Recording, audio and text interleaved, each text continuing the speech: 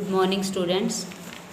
हम बात कर रहे थे रेस्पायरेटरी सिस्टम की। तो रेस्पायरेटरी सिस्टम में अपने किया था अपर रेस्पायरेटरी सिस्टम को दो पार्ट्स के अंदर डिवाइड किया था, upper respiratory system and lower respiratory system.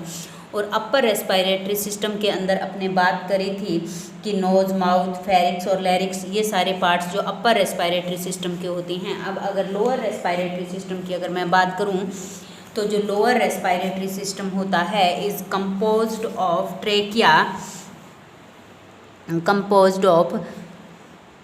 Trachea, lungs, bronchi,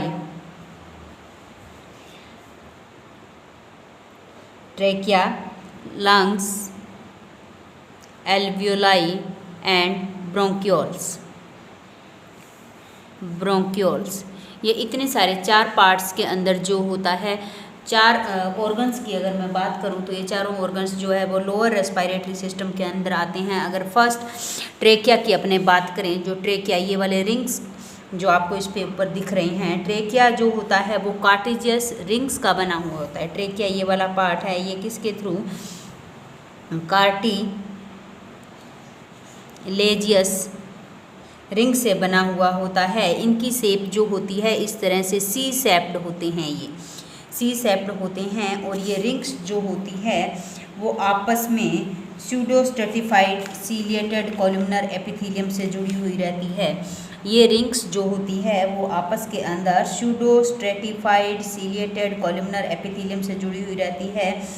और कार्टिलियस जो ये रिंग्स होती है ये क्या करती है, ट्रेकिया को प्रिवेंट करने का काम करती है कोलैप्सिंग से, और इसको साथ में क्या करती है, ओपन रखती है ताकि एयर जो है इसके अंदर मतलब विदाउट ऑब्स्ट्रक्शन के जा सके। एयर ट्रेकिया को ओपन करने का काम करती है ताकि एयर के पास होने का इसके अंदर किसी तरह का कोई ऑब्स्ट्रक्ल ना आ जाए।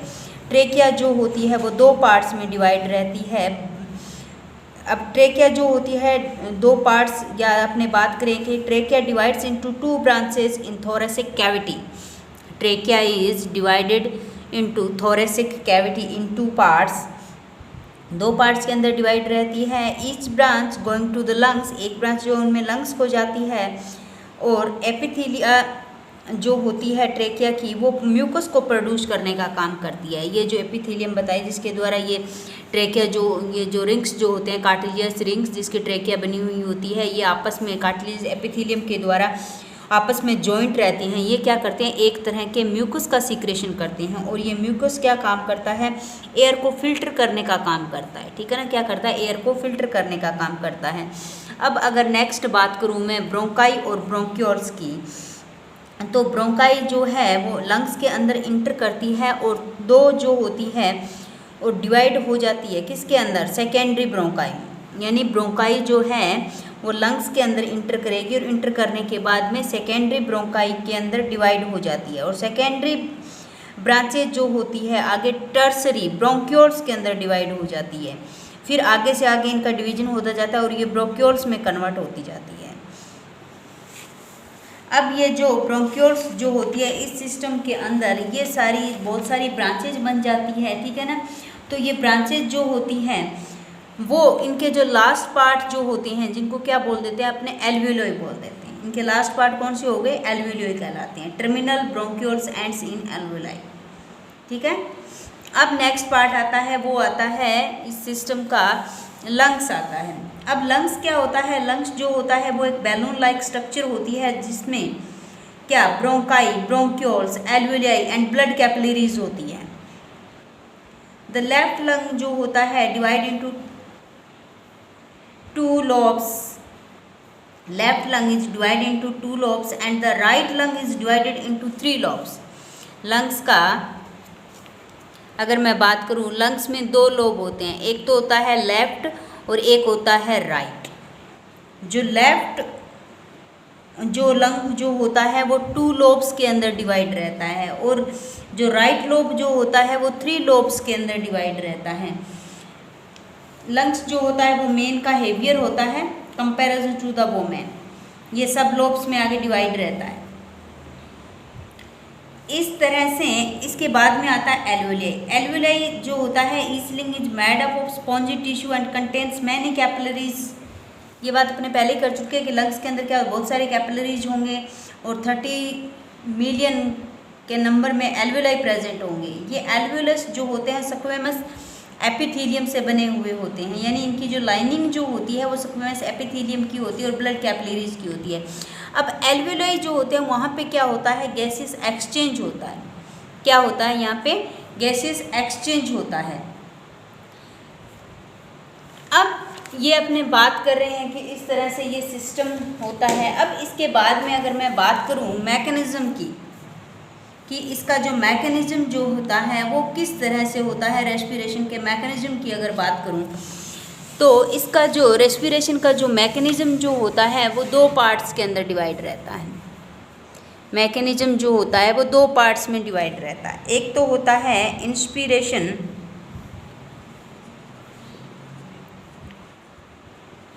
इंस्पिरेशन, और एक होता है एक्सपीरेशन। इंस्पिरेशन और एक्सपीरेशन होता है। अब इंस्पिरेशन के अंदर क्या होता है कि O2 जो होती है यानी एयर जो होती है वो बॉडी के अंदर इंटर करती है। O2 जो है वो क्या होती है, बॉडी के अंदर इंटर करती है और इसी प्रोसेस को क्या बोल देते हैं, अपने इनहेलेशन भी बोल देते हैं, इनहेलेशन बोलते हैं। इंस्पिरेशन जो होता है वो क्या होता है, ये एक एक्टिव प्रोसेस होता है, ठीक है ना।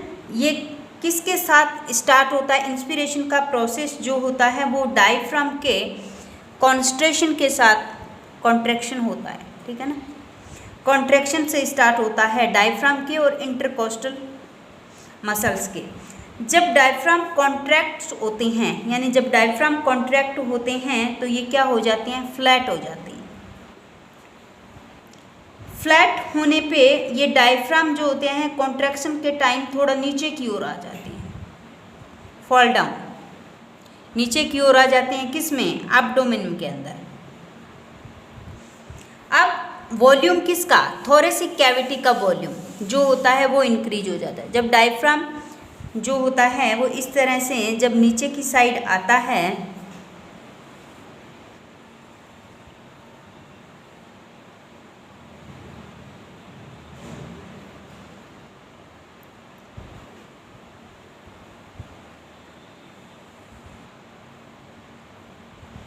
जब इस टाइम इस तरह से डायफ्राम नीचे की साइड आता है तो इसका वॉल्यूम किसका, थोरेसिक कैविटी का इंक्रीज हो जाता है वॉल्यूम। और एक्सटर्नल इंट्राकोस्टल मसल्स जो होती है, अब ये क्या हो गया, वॉल्यूम इंक्रीज हो जाता है थोरेसिक कैविटी का, ठीक है। अब ये डायफ्राम के अंदर कॉन्ट्रैक्शन हो गया, थोरेसिक कैविटी का वॉल्यूम इनके। अब ये इसके चारों क्या है, रिब केज है। थोरेसिक कैविटी का वॉल्यूम इंक्रीज हो गया तो इससे रिब्स क्या हैं, स्ट्रेंड हो जाते हैं। रिब्स और जो होते हैं वो स्ट्रेंड हो जाते हैं, यानी अपवर्ड साइड हो जाती हैं। ये दोनों बहुत एक्टिविटी जब हो गई तो थोरेसिक कैविटी क्या हो गई, इंक्रीज हो गई। थोरेसिक कैविटी जब इंक्रीज हो गई तो अंदर एयर का प्रेशर जो है वो क्या है, बाहर वाले एटमॉस्फेयर के कंपैरिजन में क्या हो जाएगा, कम हो जाएगा। एटमॉस्फेरिक थोरेसिक कैविटी के अंदर वॉल्यूम इंक्रीज हो गया थोरेसिक कैविटी का, यानी इसका साइज जब बढ़ जाता है तो बाहर वाले एटमॉस्फेरिक प्रेशर के कंडीशन में इसका प्रेशर जो है वो डिक्रीज हो जाएगा, यानी रिड्यूस हो जाता है। तो अब एटमॉस्फेरिक प्रेशर हो गया और जो थोरेसिक कैविटी का प्रेशर है, दोनों में डिफरेंस आने की वजह से रेस्पिरेटरी पैसेज जो होता है रस इनटू एल्वोलाई, एल्वोलाई के साइड जाएगा।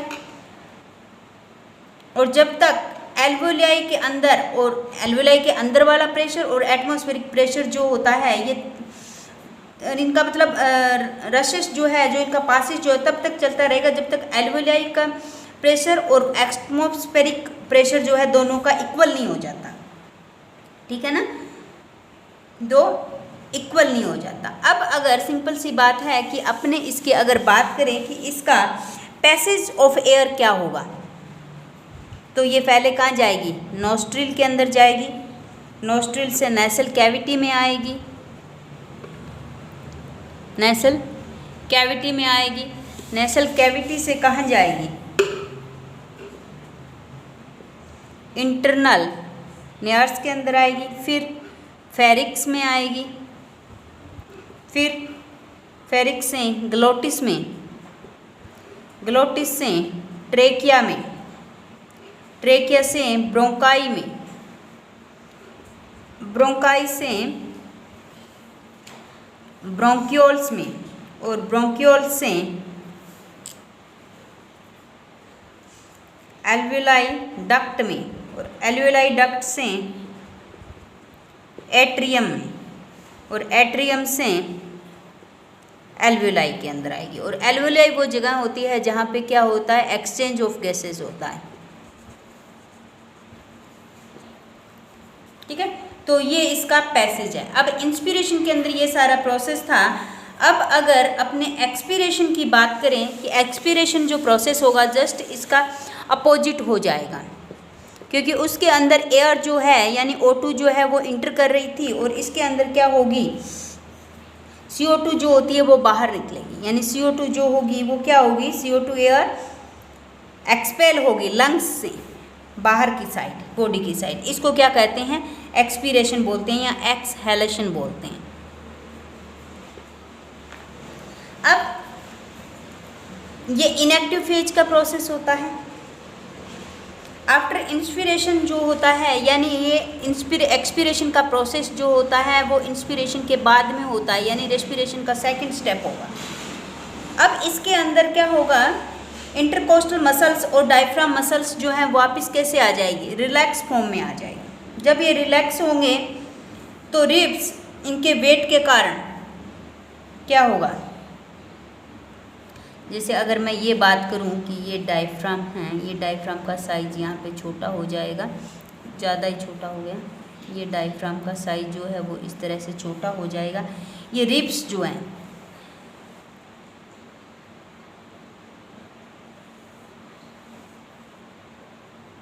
ये रिब्स इसमें नीचे की साइड आ जाएंगे। रिब्स जो है वो वेट के कारण नीचे की साइड आएंगे, और डायफ्राम जो है ये ऊपर की ओर साइड चला जाएगा, यानी थोरेसिक कैविटी में।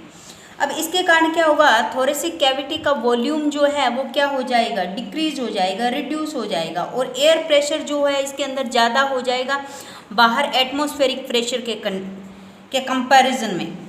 अंदर का प्रेशर ज़्यादा हो गया तो लंग्स क्या होंगे? लंग्स कंप्रेस्ड होंगे, और प्रेशर इंक्रीज, प्रेशर लंग्स जो होंगे कैसे होंगे? कंप्रेस होंगे, तो प्रेशर क्या होगा? एयर का प्रेशर बढ़ जाएगा, और एल्वियोलाई के थ्रू जो है गैस जो है बाहर की साइड एक्सपेल कर दी जाएगी एटमॉस्फेयर के अंदर।